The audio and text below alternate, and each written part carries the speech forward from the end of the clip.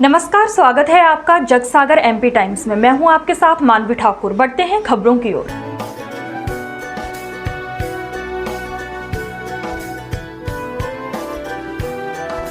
आलोट नगर परिषद में वित्तीय अनियमितता को लेकर प्रभारी सीएमओ रहे 2 अधिकारियों पर शासन ने कार्रवाई की है। दोनों अधिकारियों पर पीएम आवास, सांसद, विधायक निधि, शासकीय स्कूल निर्माण आदि मदों की राशि को मनमाने तरीके से 4 कर्मचारियों के खाते में भुगतान करने का आरोप है। करीब 47 लाख रुपयों की वित्तीय अनियमितता के इस मामले में जांच के बाद कुलदीप किशुंक और संजय चौधरी पर निलंबन की कार्रवाई की गई है। वर्तमान में संजय चौधरी मकड़ों नगर पंचायत में पदस्थ हैं, वहीं कुलदीप किशुंकु राजस्व निरीक्षक के पद पर कार्यरत हैं। दरअसल इस मामले को लेकर दिसंबर 2022 में भाजपा नेताओं ने कलेक्टर को ज्ञापन देकर आलोट नगर परिषद में वित्तीय अनियमितता की शिकायत की, जिसकी जांच आलोट एसडीएम राजेश शुक्ला की कमेटी ने की थी। जांच में ये तथ्य सामने आया है कि जुलाई 2017 से मार्च 2019 तक कुलदीप किशुंक और मार्च 2019 से जुलाई 2020 तक संजय चौधरी ने प्रभारी सीएमओ रहते हैं। प्रधानमंत्री आवास योजना, सांसद, विधायक निधि, शासकीय स्कूल निर्माण जैसे मदों की 47 लाख रुपए की राशि का भुगतान परिषद के ही 4 कर्मचारियों के बैंक खातों में कर दिया, जिससे उनके द्वारा स्वयं के द्वारा अपनी जेब से खर्च की गई राशि दर्शाया गया, जबकि दोनों कर्मचारियों की सालाना वार्षिक आय 5 लाख से भी कम है। बहरहाल इस मामले में जांच के बाद दोनों दोषी अधिकारियों पर निलंबन की गाज गिरी है। वित्तीय अनियमितता के मामले में कलेक्टर रतलाम के प्रतिवेदन पर नगरीय प्रशासन व विकास आयुक्त द्वारा दोनों तत्कालीन सीएमओ को सस्पेंड कर दिया गया है। वहीं आलोट नगर परिषद के कर्मचारी उमराव सिंह ने मीडिया के कैमरे पर बताया कि उनके खाते में अलग अलग कई बार पैसा आया था, जो उन्होंने तत्कालीन प्रभारी सीएमओ को अपने खाते से निकाल कर दिया था। साथ ही उमराव सिंह ने बताया कि मैं छोटा कर्मचारी हूं, मुझे तो वरिष्ठ अधिकारी जो प्रभारी सीएमओ थे उनके आदेश का पालन करना पड़ता था, जो मैंने किया है, मेरी कोई गलती नहीं है। वहीं आलोट में ऐसे कई परिवार हैं जो प्रधानमंत्री आवास योजना की किश्तों के लिए 2 से 3 सालों से तरस रहे हैं। 2-3 साल हो गए, लोग खुली छतों के नीचे रहने को मजबूर हैं, पर नहीं, परिषद ने ऐसे गरीब परिवारों के दर्द को एक बार नहीं देखा। आलोट से जीतू वरोला की रिपोर्ट, जगसागर एमपी टाइम्स पर।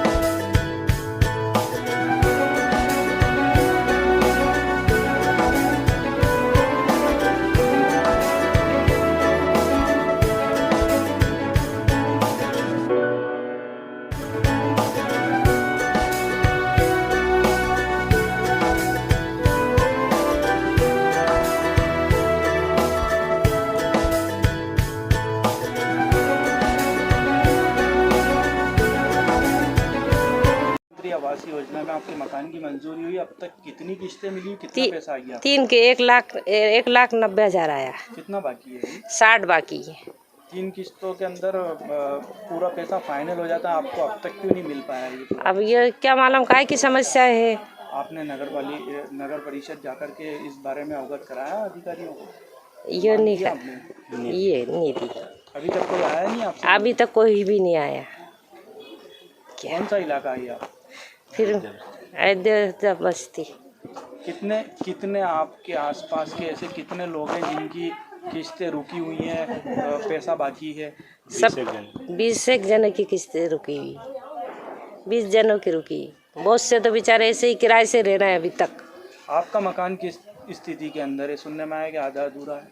हाँ, आधा अधूरा, छपाई बाकी है, पलस्तर बाकी है, सब बाकी है, दरवाजे खिड़की लगाना सब बाकी है। आपके पड़ोस की भी यही स्थिति? हाँ, यही स्थिति। ये कितने समय से आपको अभी तक किस्त नहीं मिली है और कितनी किस्तें बाकी हैं आपकी? 1 किस्त और बाकी है, 3 किस्त तो मिल गई साहब। हाँ, 3 साल हो गए हमको।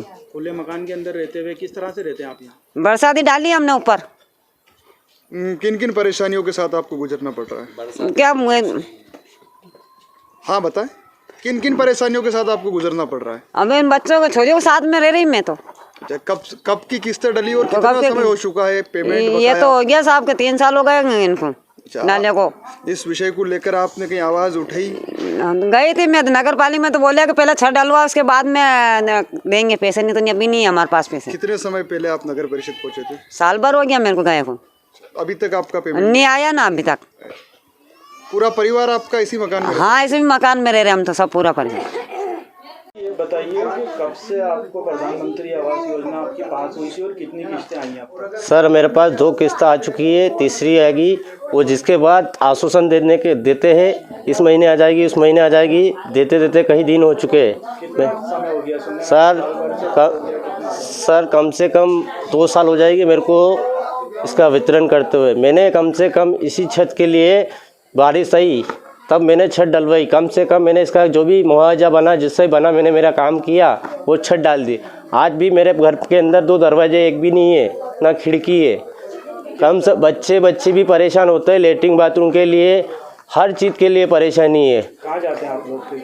जंगल ही जाना पड़ेगा सर, क्या करूँ, पेमेंट नहीं आता। पेमेंट आ जाए तो मैं खुद ही लेटरिन बाथरूम आगे कम से कम शटर तो लगा सकते हैं, या कम से कम अपना घर का एक दरवाज़ा तो होना चाहिए ना, वो भी नहीं बना। कितनी किस्तें मिली थी, उसमें कितना पैसा मिलता है आपको? सर मेरे को तीसरी किस्त आ चुकी है, लास्ट बची हुई है। कितना पैसा बच गया? अब मेरा होगा सर ज़्यादा नहीं, 70 या 65 कुछ भी आएगा, जो सरकार की अनुशासन जो देगी वो आखिरी किस्त है सर, जिसके लिए मैंने 2-3 बार भी बोला तो उनने कहा कि इस महीने हो जाएंगे, अगले महीने हो जाए। बीच में जो लिखने वाले भी आए थे वो बोला कि ये प्लास्टर करवा लो, जिसके बाद तुम्हारा पेमेंट आ जाएगा। तो मैंने बोला मेरे पास जितना था इतना लगा दिया, अब मेरे से नहीं बन रहा। मेरे को बनता तो मैं खुद दरवाज़ा क्यों नहीं लगाता पहले।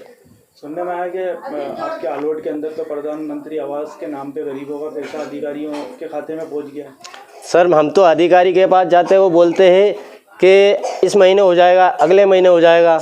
कम से कम अभी जो लिखित में ले गए थे, ये जो प्रधानमंत्री लिख के ले गए थे, जिसके ये लगे हुए जैसे बैनर बनाए जिनने, उसमें लिख के ले गए, तो आपका नहीं है तो अभी तो नहीं बनेगा तुम्हारा, आप प्लास्टर करवा लो या कुछ भी तुम करो, तुम्हारा आएगा जब हम पेमेंट दे देंगे आपको।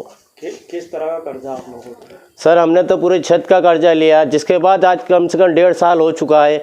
बारिश माथे पे आ चुकी थी, कब कहाँ तक जाए, बच्चे घर से बाहर निकले क्या, किराए से कब तक रह रहे, साल भर कब तक है उसका किराया बहुत महंगा पड़ गया हमें। यहाँ के स्थानीय नेता लोग आपकी बात सुनते हैं कि नहीं सुनते? जाते हैं, कहते हैं कि इस महीने हो जाएगा, अगले महीने हो जाएगा, बस इतना आश्वासन देते हैं। वो लाइन पे भी कहते हैं हाँ अगले महीने हो जाएगा, इस महीने हो जाएगा। बनता है कि सरकार नहीं तो ध्यान नहीं दिया। नहीं, सरकार का इसमें प्रशासन का रोल है। सरकार अब सरकार तक तो हम पहुंचेंगे, जो वहाँ के हमारे जो प्रभारी मंत्री है, मुख्यमंत्री है, अब भाई इसमें उनका दोष थोड़ी है। ये तो प्रशासन जो जांच दल जो जांच कर रहा था उसका दोष है, और वो दोषी है तो उनके ऊपर भी कार्रवाई हम लोग करवाएंगे। सीधा आपने आरोप लगाया है कि नगर पंचायत जो वर्तमान में अध्यक्ष थे उन लोगों का नाम नहीं आया और सीधा उन लोगों को बचाया गया, ऐसा आपका कहना है। इस चीज़ को आप एजे मोदी की जांच का अपने प्रश्न चिन्ह लगा रहे हैं, ये सही है? बिल्कुल, माननीय अनिल जी भरावा और उपेंद्र सिंह जी भाई साहब ने सब, पुरुषोत्तम जी अभी जो कलेक्टर महोदय आए थे, इनके सामने फाइल आई थी। कलेक्टर ने बोला कि भैया इसमें अगर ये प्रशासन आपने दोषी बताए हैं तो अध्यक्ष भी इसमें दोषी है, तो उनने वो दोबारा फाइल वापस जांच करने का आदेश दिया था माननीय एसडीएम महोदय को। उन्होंने खाते में पैसे अगर उनके खाते में आए हैं तो वो भी इसमें इन्वॉल्व है। तो कौन व्यक्ति है, कुछ बता पाएंगे? बिल्कुल, ये नाम आपको बताया, उमराव सिंह परिहार, बुरेखा मुल्तानी, उसुद्दुल खान, ये नगर पंचायत के कर्मचारी है। वर्तमान में ये कहाँ है? वर्तमान में उमराव सिंह अभी आलोट में है, बुरेखा मुल्तानी नामली है, उसुद्दुल खान जो है ये खाचरोद में है, सराफत अली नागदा में है। आलोट में एक ही हुए उसको लेकर एसडीएम महोदय ने जो रिपोर्ट सौंपी, उसमें अध्यक्ष जो नगर पंचायत के तत्कालीन, उनको सीधे उसमें बचाया गया, क्योंकि उनकी, आपको भी मालूम है, पत्रकार लोग आप अच्छे से जानते हो कि बिना उनके अनुमति के सुई भी इस अलॉटमेंट नहीं आई है, ये आप सब जानते हो। तो इतना बड़ा अगर घोटाला हुआ है और इन मदों में अगर उनने पेमेंट डाला है तो उनकी अनुमति कहीं न कहीं इसमें रही होगी, ये भी जांच का विषय है। लेकिन प्रशासन ने उनको अध्यक्ष को इसमें बचाया है। दूसरा ये कि अभी जो प्रधानमंत्री आवास में गरीबों के जो झोंपड़े आज भी पड़े हैं उनके खुले में और किराए से मकान में रह रहे हो, तो वो जो पैसे इन कर्मचारियों के डाले हैं, जिनका नाम सामने आया है, मैं आपको पूरा विवरण बता रहा हूँ। उमराव सिंह परिहार 17,20,726 रुपये इसके मद में डाले गए। बुरेखा मुल्तानी 9,85,929 रुपये इनके खाते में डाले गए। उसदुल्ला खान 8,35,802 रुपये उसके खाते में डाले गए। सराफत अली 8,43,492 रुपये डाले गए। साथ ही टोटल अगर देखा जाए तो 3 करोड़ 25 लाख के समथिंग का बड़ा घोटाला हुआ है। और इनने जो घोटाले और भी करे हैं उनमें आपके विधायक निधि, सांसद निधि और सिंचित निधि, कैमरा घोटाला, माइक घोटाला, फूड जोन घोटाला, गार्डन घोटाला, और इनने शमशान की लकड़ी भी नहीं छोड़ी। शमशान के जो अध्यक्ष है दिनेश जी कोठारी का कहना है एक बार इनने जो लकड़ी शमशान के नाम पे वहाँ डालने का बोल के वो लकड़ी इनने बीच में ही बेच दी। इसका भी प्रूफ है। तो मेरा तो सीधा यह है कि प्रशासन दोबारा से जांच करे।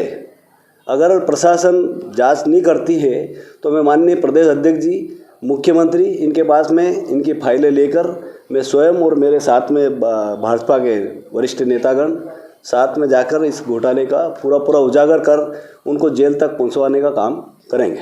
अभी आपके द्वारा जो आरोप लगाया है कि एसडीएम महोदय की टीम के द्वारा जो जांच की गई है, इसमें जांच से आप संतुष्ट नहीं हैं? बिल्कुल नहीं संतुष्ट। क्या आरोप है एसडीएम महोदय की टीम के द्वारा जो जांच की गई है, तो आप इस कथन को मानते हैं कि ये गलत हुआ, जांच गलत हुई है? बिल्कुल गलत हुई है। सत्ता पक्ष में वर्तमान में भारतीय जनता पार्टी की सरकार है और आप उन्हीं के द्वारा पदाधिकारी नियुक्त किए गए। ऐसी स्थिति में जांच हुई तो कहीं ना कहीं सवाल है। 2 बार इस पूरे मामले की जांच हो चुकी है और आपकी जानकारी के लिए बता दूं कि इस पूरे मामले की जांच के लिए सर्वप्रथम नगर परिषद अध्यक्ष ने पिछले 3 साल पूर्व से, जब से ये हमको पता चलने लगा था कि कहीं ना कहीं कुछ सीएमओ के द्वारा जो प्रक्रिया अपनाई जा रही है वो गलत तरीके की प्रक्रिया है, तो नगर परिषद अध्यक्ष के द्वारा स्वयं के द्वारा इसकी शिकायतें की गई थी। और जैसे ही हमारा कार्यकाल समाप्त हुआ, कांग्रेस पार्टी के द्वारा प्रधानमंत्री आवास योजना में सर्वप्रथम इसकी राशि में हेराफेरी का मामला उठाया गया, नगर परिषद का घेराव किया गया और नगर परिषद अध्यक्ष और कांग्रेस पार्टी की शिकायत पर यह जांच हुई है, न कि भारतीय जनता पार्टी की शिकायत पर। इसके जांच प्रतिवेदन में स्वयं जांच अधिकारियों ने ये बात लिखी है। दूसरा कि जो नगर परिषद अध्यक्ष की शिकायत पर जो जांच प्रतिवेदन बना है, उसी जांच प्रतिवेदन पर से कलेक्टर ने जब एक बार जांच टीम बना दी थी और उस जांच टीम ने दोनों सीएमओ सहित अन्य कर्मचारियों को दोषी पाया था, उसके पश्चात पुनः भारतीय जनता पार्टी के कुछ लोगों ने ये शिकायत की कि इसमें अध्यक्ष का भी इन्वॉल्वमेंट में हो सकता है। तो उसके बाद अध्यक्ष के इन्वॉल्वमेंट के प्रयास करने का दबाव बनाया गया, पुनः एक टीम गठित की गई और वापस जांच दल ने आकर के उस मामले की जांच की। 2 बार पूरे मामले की जांच हुई और अध्यक्ष का जो रोल है वो नीट एंड क्लीन निकला है। मैं आपको बता देना चाहता हूं कि जो भारतीय जनता पार्टी के मंडल अध्यक्ष हैं, उनका स्तर नहीं है कि मैं उनकी बात का जवाब दूं। भारतीय जनता पार्टी ने मंडल अध्यक्ष बनाने में योग्यता को आधार नहीं बनाया, उम्र को आधार बनाया है।